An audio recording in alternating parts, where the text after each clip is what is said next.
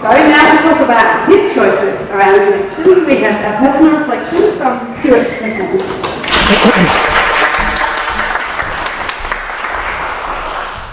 Today I've got a bit of show and tell for you today. I've got a very rare object, something that you may not have seen for a while, after I adjust this microphone stand. Okay, so I've got a very rare object to show you today, something you may not have seen for quite a while.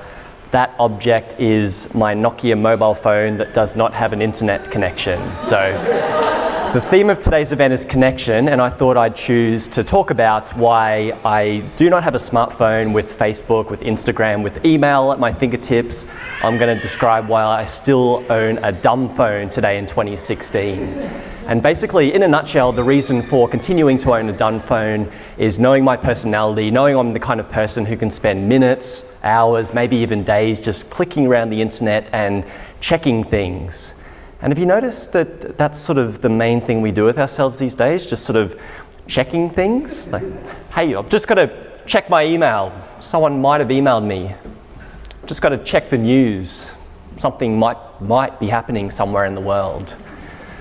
I think that today we spend most of our time not creating, not observing, not contemplating. We seem to spend our time just checking, seeing what might be happening. And that's something I've noticed in other people. It's something I've noticed in myself.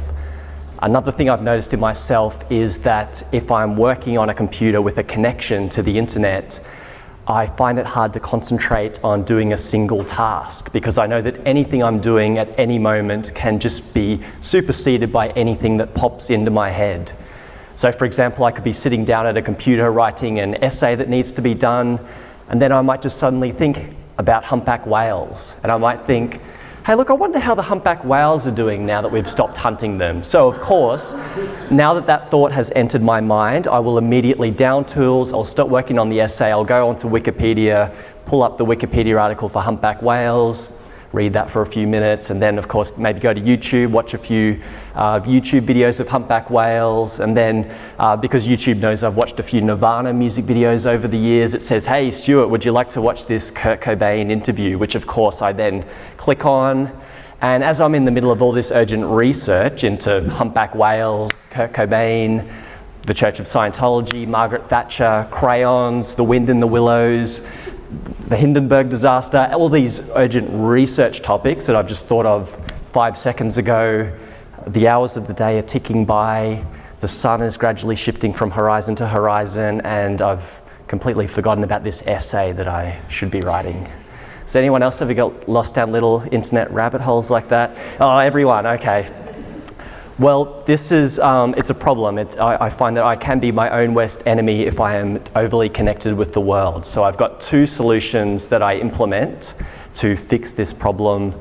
The first is on my computer that I use in my office, Monday to Friday, I've pre-installed software that prevent me from accessing the internet before 4 p.m. So in other words, what happened is past Stuart decided to install this software to prevent future Stuart from being able to misbehave.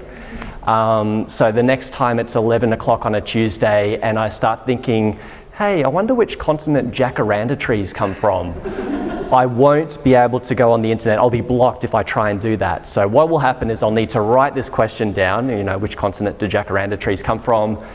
Leave it until the afternoon, wait until 4 p.m. and then decide whether it's really worth knowing the answer to this question. So what I've done is I've created a delay between thought and action, and I think it's had a positive impact on sort of quelling this urge to just constantly check and know the answer. So that's the first thing I've done. The second thing I've done, as I mentioned earlier, is I continue to be a holdout and use a dumb phone instead of a smartphone, which might be a step too far for many of you to consider doing. But if you do find this sort of checking mania is taking over your life, there are ways that you can limit your, disable parts of your smartphone. You could de-link Facebook from your smartphone. You could de-link your work email from your phone or your personal email from your phone. Maybe do something a little bit like what I do and just wait until 4 p.m. and then just, instead of getting little drip feed emails that you constantly check throughout the day, maybe just wait until 4 p.m. and karate chop your way through all the emails all at once when you can focus on them. So those are some options that you can think about.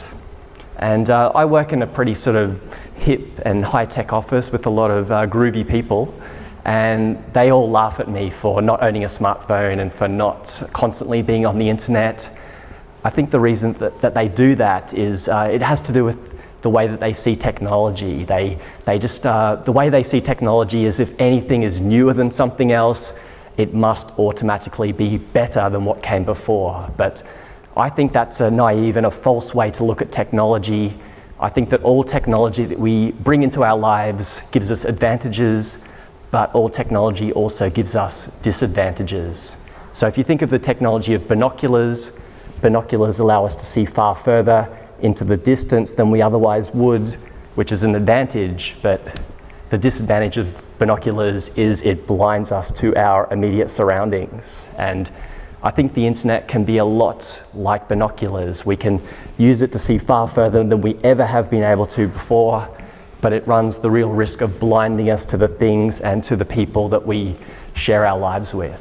So when you're on your summer holiday and you're thinking about possible New Year's resolutions, think about ways that you can increase the connectedness of our community, like Megan Gilmore is doing with Missing School, but maybe also think about ways that you can disconnect parts of your lifestyle.